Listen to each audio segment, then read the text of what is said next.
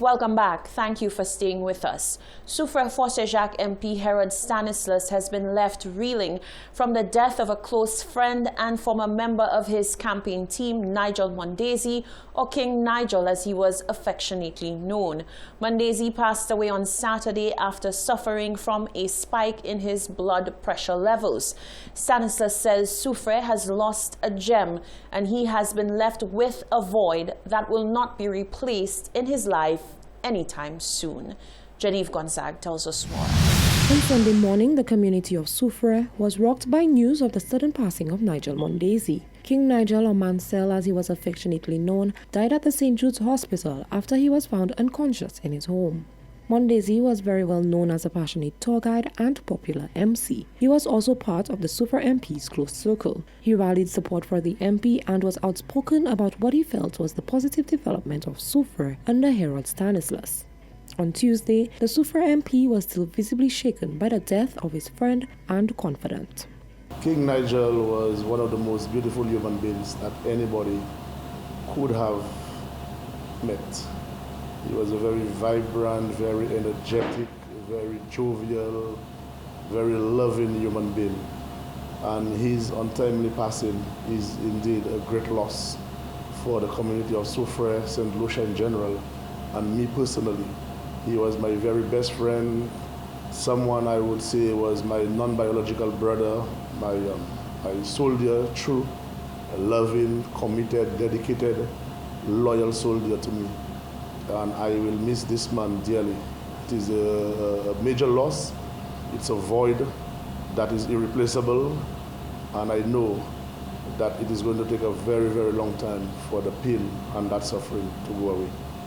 This is a guy I love. This is a guy I will forever have close to my heart. The MP was the last person to speak to Mondesi before he passed away. He says he has no knowledge of his friend being terminally ill. However, he was aware that he suffered from high blood pressure and during the week before he died had been experiencing intense headaches. He says the death of his friend could be seen as a warning that men, including him, should take their health more seriously. It was all about Soufrière. I mean, this guy was just one of a kind. He was the life of the party. You know, he energized any social event. He took control of the mic, the DJs, and just lively up the place. He had a loud voice, you know. He was just a fantastic and amazing human being.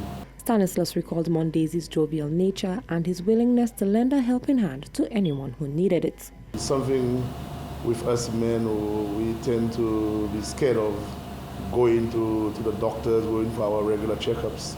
And I think that it's going to be a wake-up call for all men, including myself, to take a more proactive stance in our health and our diet and so on. And maybe his death was just a message to all of us, to all men, that we need to be more serious about and more health conscious. There has been an outpouring of sympathy from Soufrière residents and those in hospitality and entertainment circles on the passing of King Nigel. Reporting for Hot 7 News, I am Genevieve Gonzague. Chief Medical Officer Dr. Sharon Belmar-George has issued an update on the COVID-19 response to date. As more sectors open and restrictions are reduced, the public is advised to take personal responsibility to protect themselves and family.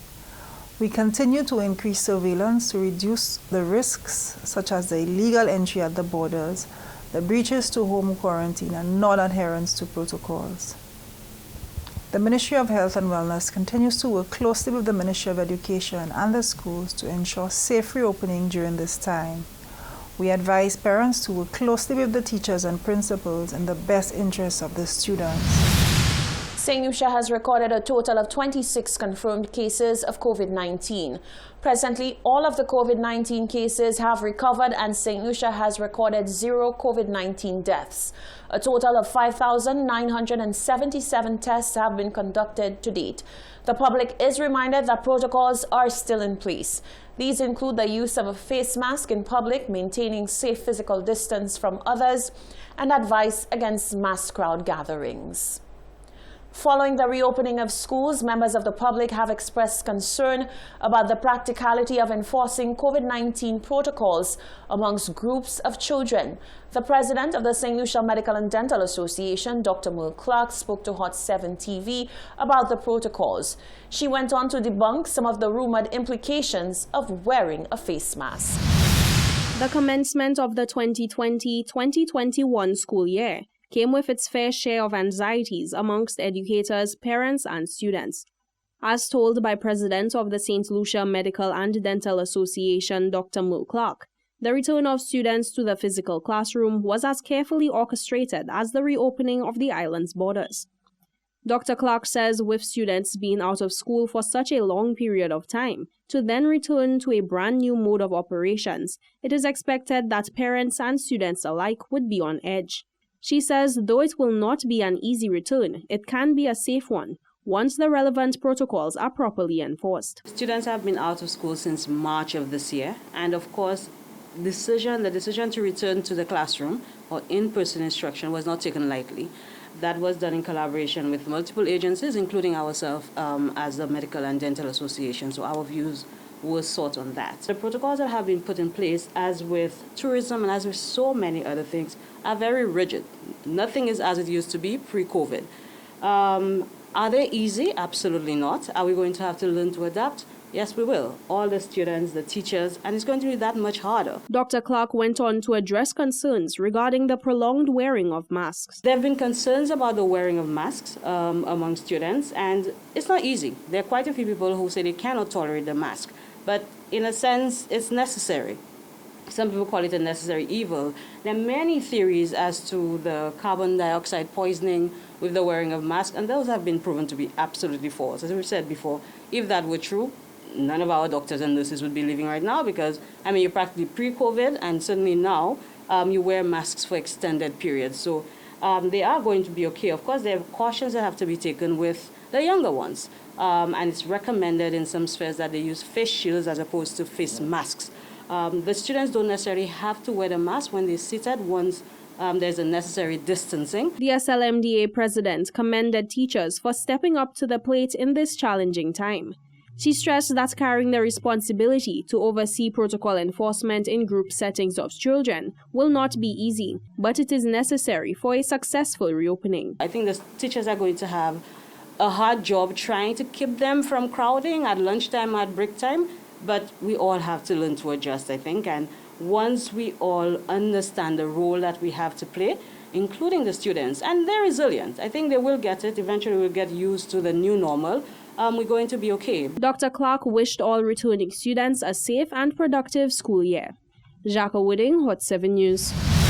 Administrators of early childhood development centers have been urging for more support to ensure that all of the facilities can reopen. The Salvation Army Preschool and Daycare Administrator Sandra Michelle spoke with Hot 7 TV News about the process that the facility had to undertake to ensure reopening to welcome wee ones. She says there were many hurdles to be overcome. She says without a doubt there is need for more government and societal support for the early childhood development sector.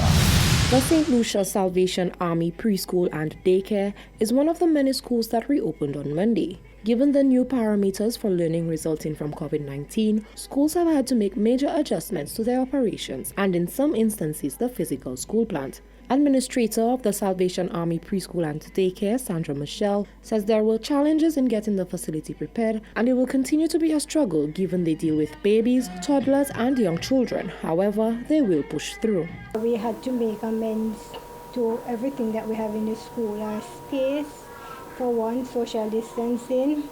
We had to put in more hand sink. We had to put in hand sanitizers. We had to put in dressing room, we had to put in a waiting room. So there was a lot of amendments that was made to meet the criteria of the Ministry of Health. It was very hectic. But again, I have good staff, teachers that came in, and we tried it and we see how it could best work to fit what we have here in place. So they will come and they will give their ideas. She explained that the school had to cut down on the number of children that it could accommodate during the school year. Michelle says in future she would love to see a lot more investment go into the early childhood development sector. Well, personally, I believe that early childhood is one of the most important areas of education, because when a child comes to school from the ages of birth to the ages 7, that child learns more than what he can ever learn in his life. So therefore, this sector is very important, and emphasis needs to be placed in early childhood and able to get the standard of early childhood up. And that takes money. And sometimes our practitioners, our principal, they just don't have it. So I believe that if we invest in some of these early childhood centers and try to get them up to the standard, it will speak well for the early childhood sector. Michelle explains that at the moment, the biggest challenge is getting the children to understand and remember that there are new rules for them to adhere to, given the way that children are usually socialized. This is a situation because we have taught our children to play with each other and to socialize. And to see them sitting like that, it's like they're in a prison, you know? So it's a new thing for them. We try to break it down as you know, small as we can, to let them realize, bringing activities, you know, to have them involved in some way in socializing, but not missing out on the social distancing and all of that. But it is difficult for little children. Can you imagine when you were at that age, you used to love to play. The principal indicated that thus far, the students have been well behaved and the staff are committed to reinforcement. Reporting for Hot 7 News, I am Genevieve Gonzague. Thank you, Genevieve. You're watching the Hot 7 TV Nightly News. Stay with us. There's more after the break.